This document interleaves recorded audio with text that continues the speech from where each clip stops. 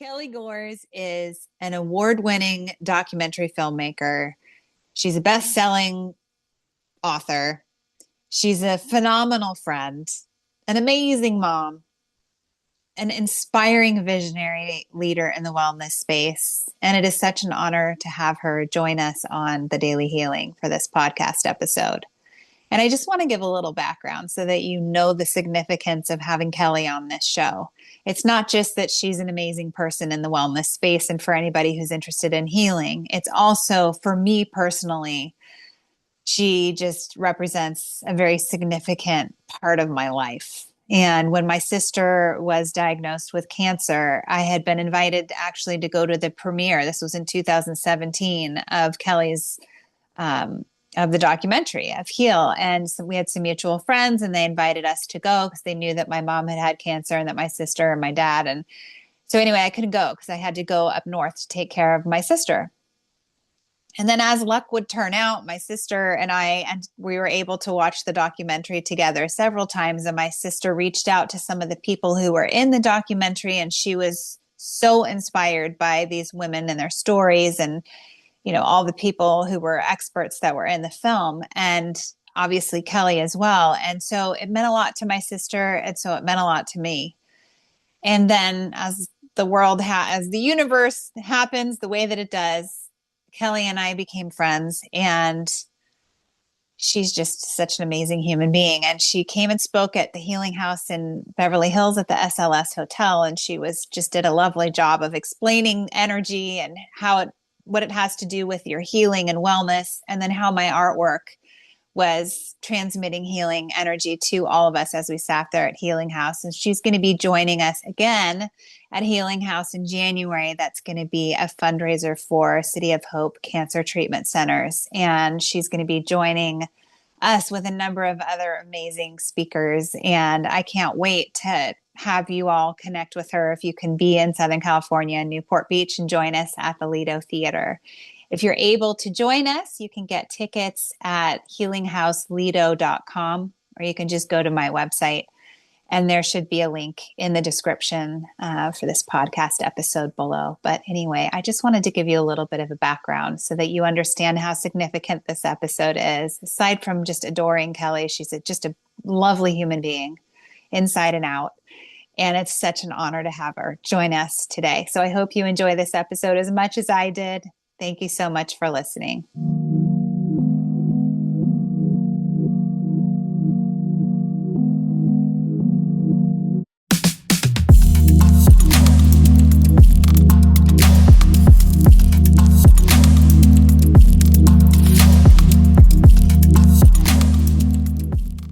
Over the last year, how you've had to deal with surrender and acceptance and grace. And do you remember sort of the first time in your life where grace became something that you were aware of as a healing practice or as like a wellness practice?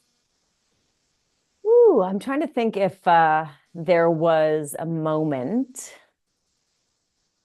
But honestly, I feel like it was in the last handful of years. I want to say maybe right before Riley. So she's 6.5 now, and you're pregnant for a year. Yeah, I think like motherhood probably made me really aware of it. So like, because you're doing the best you can and you are learning so much so fast, and then whatever our family dynamic, that adds extra pressure because kids always kind of come in and upset the apple cart there. Yeah. So I think I really became like, I couldn't sustain the level of criticism or self-criticism or judgment or perfectionism as I had before, because now you're in survival, like learning to care for this other kid. So it's not about you anymore. And so I think that was the first, like, just have grace with yourself. Like, I think I've always been aware of like a bigger spiritual divine grace, whether I've been conscious or like speak to it or not. Like I've had that experience my whole life, but grace for myself and actively like practicing that, I think came right around motherhood. Yeah. Yeah. That's actually a really good place to, think about when you have to have grace when you become a mom or you're going to lose your mind. You lose your mind. Yeah. Exactly. And then you had this experience last year where you were going through just a tremendous transition and, your house burnt down and you were kind of in a transition with your relationship. And at the same time, you were being a mother. And I just remember watching how you were handling all of this and thinking, what can I do to support this woman? Because it just was a lot. It was the community, it was your home, it was, and I had just been to your beautiful home and it was all decorated for Christmas. And, it was just this beautiful, lovely home. And then it was gone. And, you went back and I don't know, did you go back or did somebody else shoot that video? Someone else shot the video originally, but then we did end up going back about 10 days in or after. And did you feel when you went back there that there was healing that took place in seeing it, or did you feel like you didn't necessarily need to do that? Yeah, I was in treasure hunt mode when I first went back. I was like, I'm going to find some miraculous survival piece, like, and I'm always like curious and I love like mysteries. So, when I saw it, it was like, I still don't think that we even know, none of us really know how to process it because it's such a rare thing for a whole city to burn down. And like, I think the first was the Northern California fires and then Lahaina, and like we see it and we can't quite grasp it. And then to be in it. And part of it, it's just like, it's still like however many months later, 11 months later, we're not able to process. So seeing it was like, wow. But I think at that point, we're still totally in shock. And so I was just on a mission to see if I could find any jewelry that survived. Because I just figured, stones, diamonds, rubies, like they withstood the heat the first time. Hopefully they'll Yeah. withstand the heat. And like crystals, I had these big, massive crystals, and to see and know that those melted and like elements of the earth that Yeah. developed over pressure and heat over time, those melted. Like it just blew our mind with the intensity and the heat of the fire. So we went back. We actually found it was me and my friend Julie. I don't know if you want me to get into the story, Yeah. but it was a super fun adventure. We went in with a fireman. He kind of like snuck us in, and then he walked the perimeter, made sure it was like somewhat safe, but he was like, enter at your own risk. There could be sink stuff and just it's dangerous. He's like, this is an actively dangerous, nothing smoldering, but like still nails and shards of metal. And like you could sink your foot down 2 feet and cut your whole leg. So there was 3 stories of rubble that had settled down. So we had the proper gear and we went back to where my jewelry would be. It was on the third floor or second floor, but into the basement is 3 floors. And shockingly, we just kept saying the St. Anthony's prayer, St. Anthony, please come down. My jewelry's been lost and must be found. And we found 4 rings. The very first ring we found was this turn of the century. It was the very first ring that my ex had given me, which I thought was interesting because he wasn't ready to like fully commit at that point, but he wanted to give me this like beautiful promise ring because our friendship was like blossoming and we were working together, and we had a really sweet bond. And so, and that is the one ring that survived. The other 3 modern rings were like toast. And I just think that's like so symbolic. Yeah. Like all the other jewelry from like 14 years of being together or 12 years of being a couple. And the friendship promise ring is the one that survived the fire. And it was like turn of the century, platinum setting. And like the older stuff is what really stood the test of time, which I think is interesting.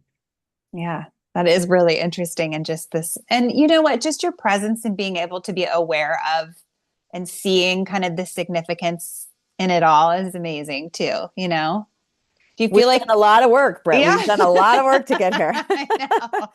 Do you feel like it was healing though for you to go back and see that and have that experience? Like, do you feel like that was in a sense giving you somewhat a bit of closure and Yeah. Yes. Yeah. And then we actually went back a second time. It was after the rains. And this was like the first time we went and we kind of snuck in. And at 4 o'clock, we noticed a little bit of more of a police presence. And that's like when the National Guard was coming in and we were like not supposed to be there. We were absolutely kind of breaking the curfew laws. Yeah. So we're like, oh, okay, maybe we've extended our stay. Um, and we weren't doing anything wrong, of course, but we were just people were still very heightened sensitivity at that time.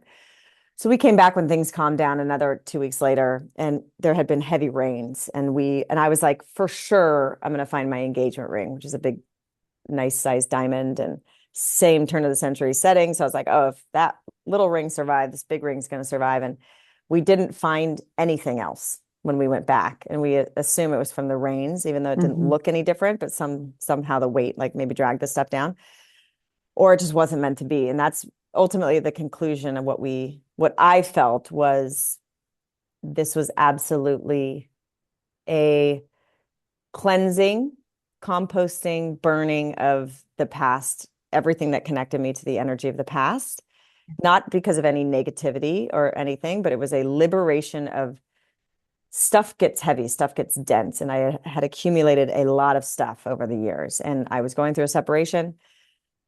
And I love my ex and I'm grateful for the years and I love his kids and family and everything. But to start a new chapter and for everything that I'm creating and everything, it was like a liberation from that frequency or energy or accumulation of so much stuff, you know? Yeah.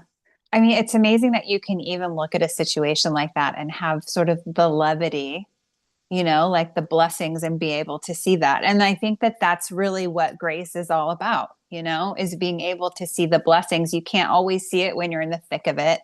Sometimes you need a little bit of distance or closure or whatever in order to be able to notice it. But okay, so how do you think that, going back to the motherhood piece, being able to role model that for Riley, do you notice that she is able to cope with things and kind of surrender and accept things a little bit better because she's seen you do it? Do you notice that at all with her? Or do you make a point to teach her or talk to her about that at all? For sure. She's just constantly like soaking up like a sponge, and there was times where like post fire, because it was like jarring, like the hardest part was being unsettled. And we didn't move into a rental until end of April. So it was 4 months of like bopping around to hotels and back to my ex's house in Malibu, but that wasn't really my house anymore. And it was just like weird transition stuff.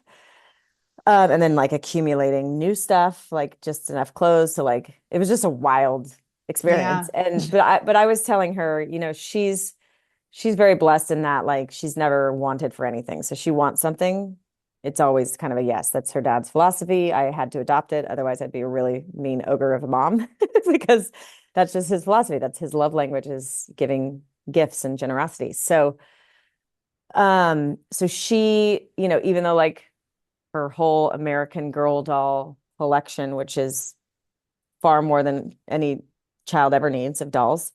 We literally had every single thing in the American Girl doll store from the previous 5 years. All of that went up in flames. She was like, okay, I'll just get a new one.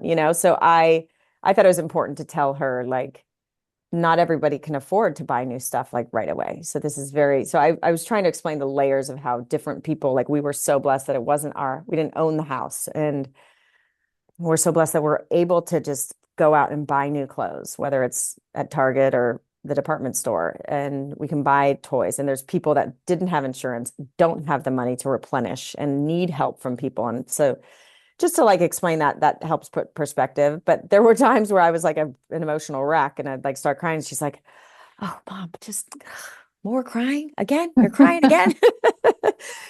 So, but I think to your point earlier I mean, she's so entangled in my nervous system. Like I feel like her nervous system is still developing. And so anytime I go and do some like massive healing work, the nanny that's watching her is very attuned and has done a lot of work. And she's like, whoa, she just had a big outburst, like did something shift. So I'll come home, I'll have been upgraded, recalibrated, or had released a bunch of stuff, and she will have a massive like outburst and then recalibrate into this new. So she entrains to me. It's wild to see.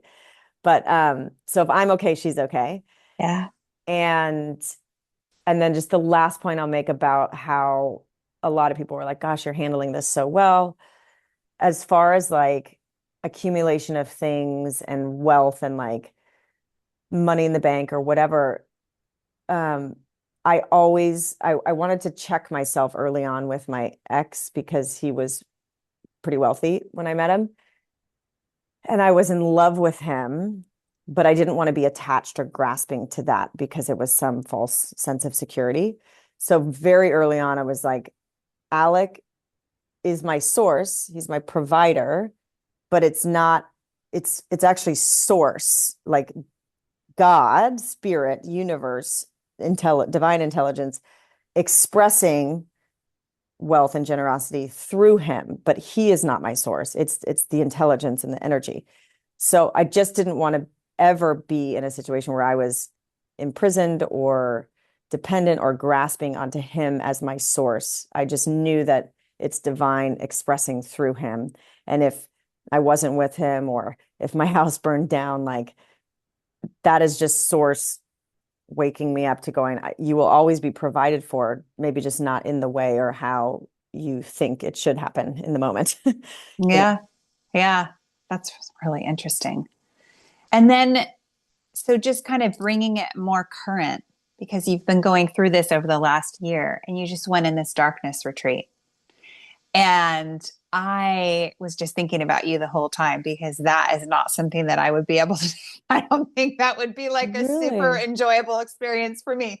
Some people are like, oh, I'd love to be in a darkness retreat. I would just sleep and chill and whatever. And me, I'd be the whole time like, how much longer? What time is it? What day is it? I could funny. probably meditate and chill for a while. And then I think I would start, I don't know. I'm not sure what would happen. I guess that's why you do it. But anyway, so, for me, that would be like the ultimate surrender is to be in that experience. So I would love to just hear how that was for you.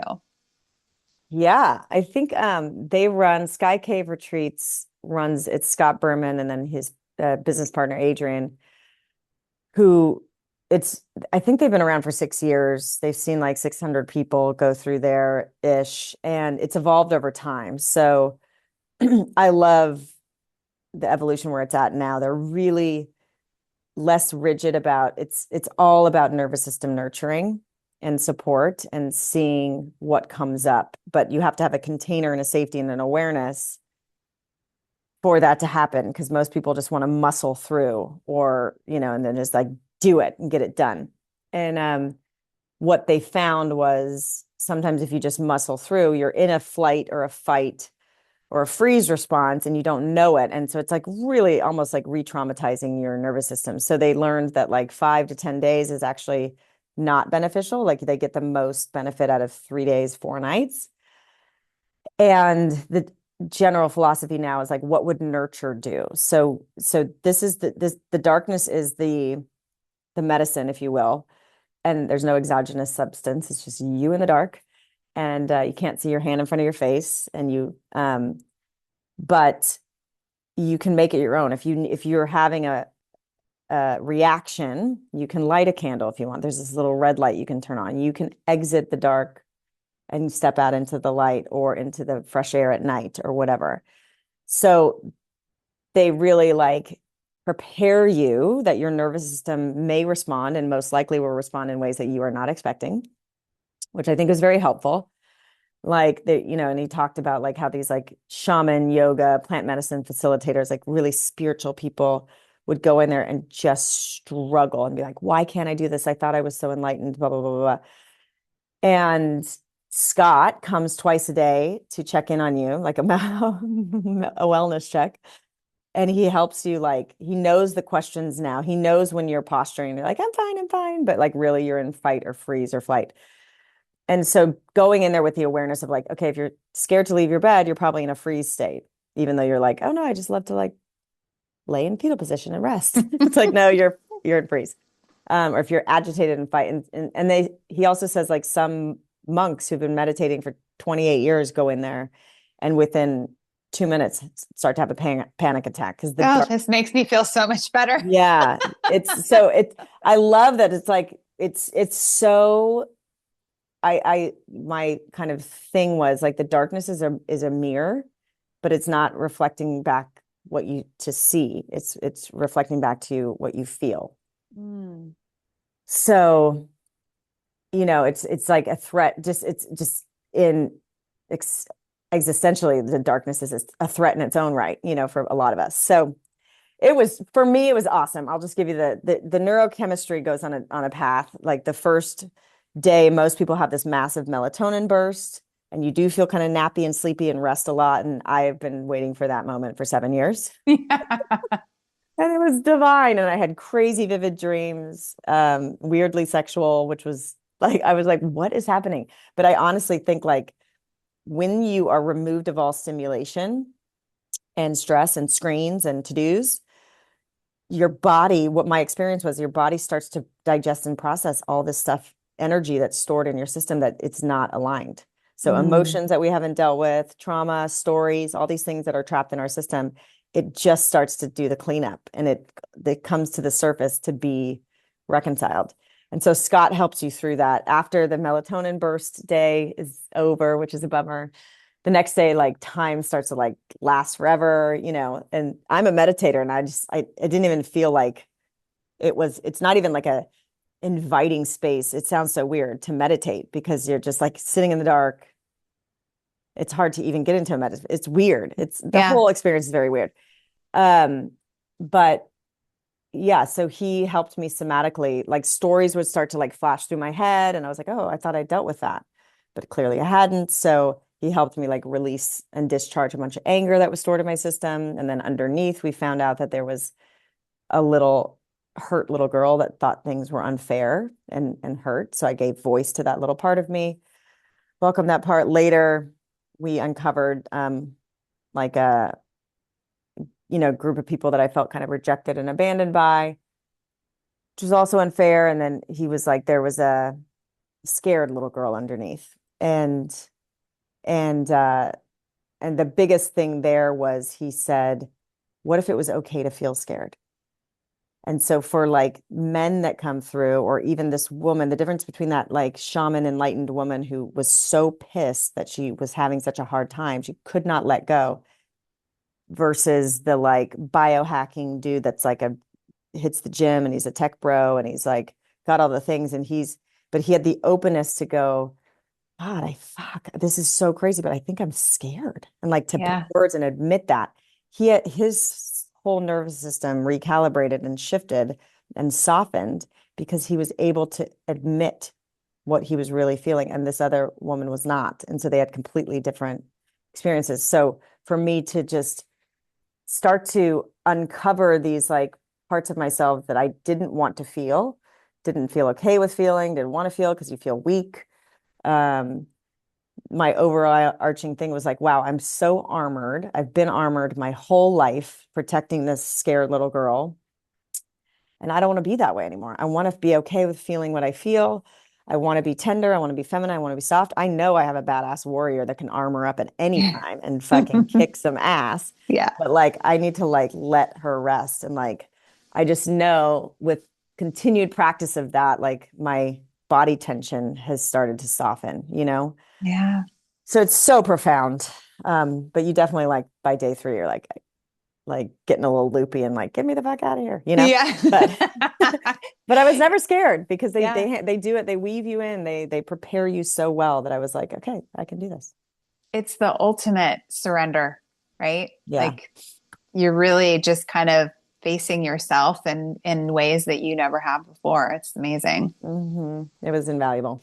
So, anybody who's listening to this who has a hard time with surrendering or has a hard time with accepting something in their life, whether it is the loss of a relationship or business or friendship or any of that, do you have any tips for anybody who has resistance in this area? Um, that Yeah. might help them. Yeah. I mean, for me, and I just interviewed my Kabbalah teacher like right before this. And truly, without a spiritual belief system or practice or like diving into this like ancient wisdom, this guy was a teacher of Kabbalah. So they dive into the teachings of the Zohar that's 4,000 years old. And there's Course in Miracles, there's the Bible, there's whatever your spiritual belief is that will have you understand. I mean, there's so many. I named like scratch the surface. There's like the Vedas, the Bhagavad Gita. Like, I feel like it's very difficult to surrender if you don't have a trust in a higher, more intelligent, loving power. I trust in the light. And so I don't know that I could give advice to someone who doesn't have a spiritual belief, except for if having a spiritual belief and practice and resonance with wisdom. And I would just say, start to explore, start to set the intention to find that if you don't have that already. Because if we just think that this illusion is all there is, we talked about just with my teacher, Eitan, it's like we're only perceiving 1% of reality with our senses. And so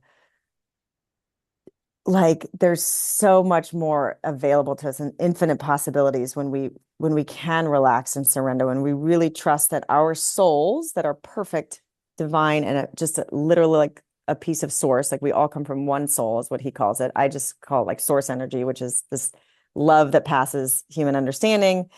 And so our souls choose to come into human form and come into this human experience.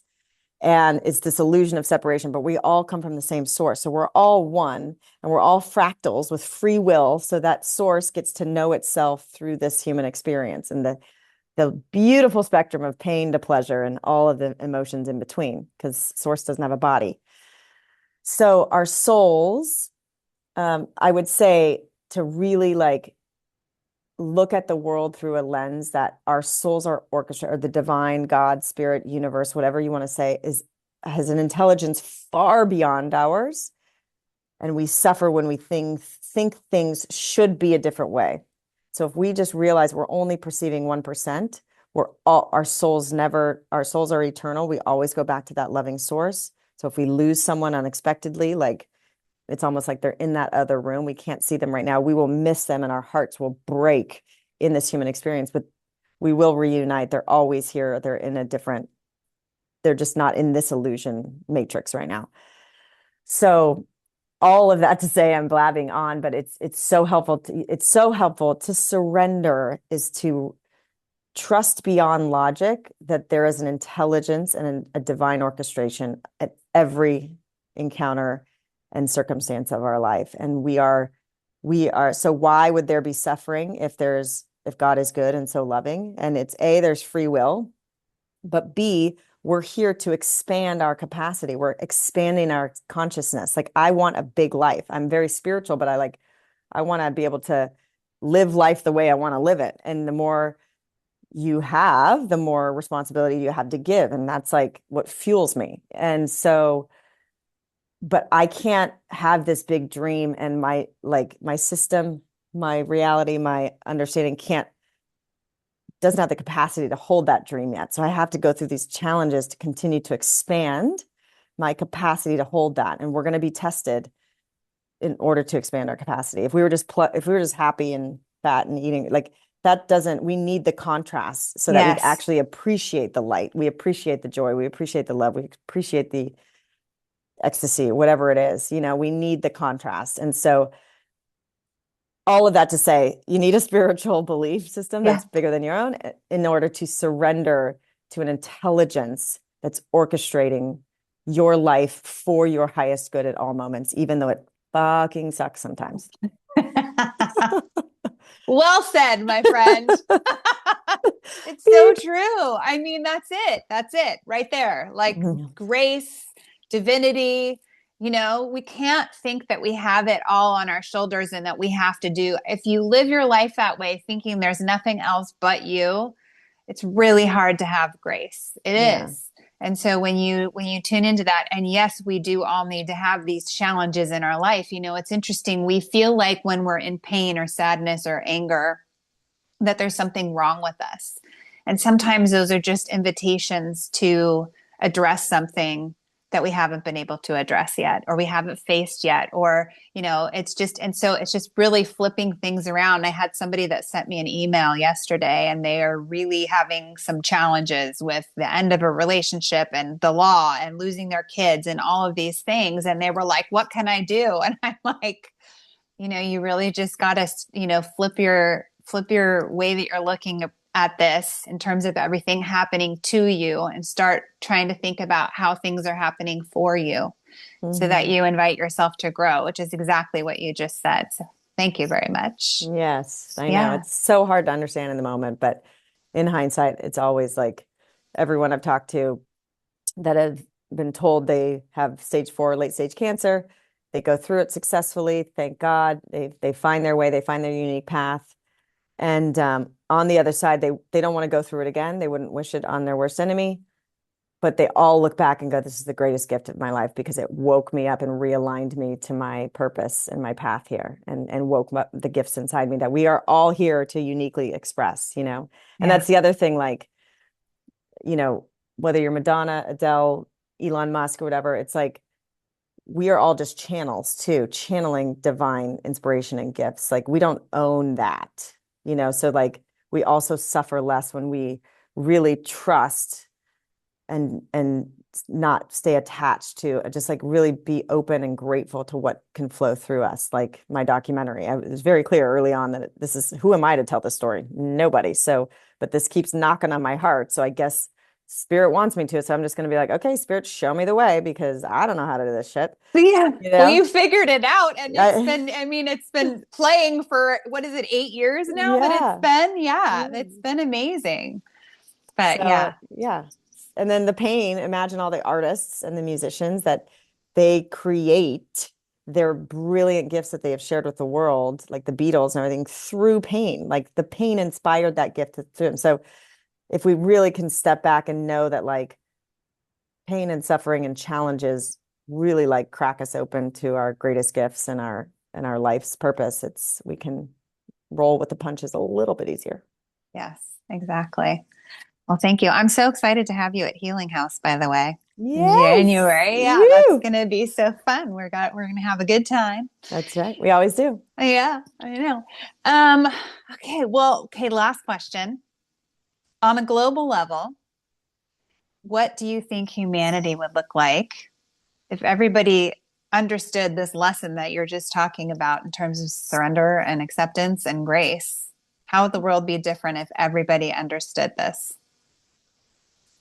Oh gosh. Well, I think that it would be a little bit, utopian-esque, because we would feel more genuinely connected to each other, knowing that we are all from the same source, um and everything. And I would look personally less at the people that have wronged me or hurt me more often. And I do have moments, but I need to get better at it. Like they're literally giving me gifts. They're activating my expansion, basically. And so we would just look at things through a different lens, and it would be a lot more peace, a lot less wars, a lot less violence, a lot less probably drug addiction, because we're not putting that pressure on ourselves, um, or feeling like it's all on us and the responsibility is all ours. Like there is a greater intelligence that we can surrender and trust, and ask for help when we're like struggling. Like I am feeling anxious in this moment. I understand that I need to trust beyond logic, but I'm having a hard time. Like, please help, please. Like Yeah. there's a dialogue that can happen, and everything is energy. So like when you set your intention to either find your spiritual path or ask for help through prayer, or like always 100% of the time, that support or answers or guidance shows up in one way or the other. It could be a book that jumps out at you on a shelf, or a woman that, you know, bumps into you at the grocery store, or, you know, just crazy things that could happen, or, Yeah. or Paying attention to yeah. all the signs. Yeah. Hmm. Yeah, I know. I feel like we're at the turning point in humanity. I feel like there's a lot of things that are about to shift, and I think everybody sort of feels that way. You know what I mean? Like I feel like everything that you just said, we're kind of getting there, you know? Like Hmm. more and more people are aware of the importance of all of this more than ever and how Yes. that's going to impact us in humanity. So, thank you so much for joining us today. My pleasure.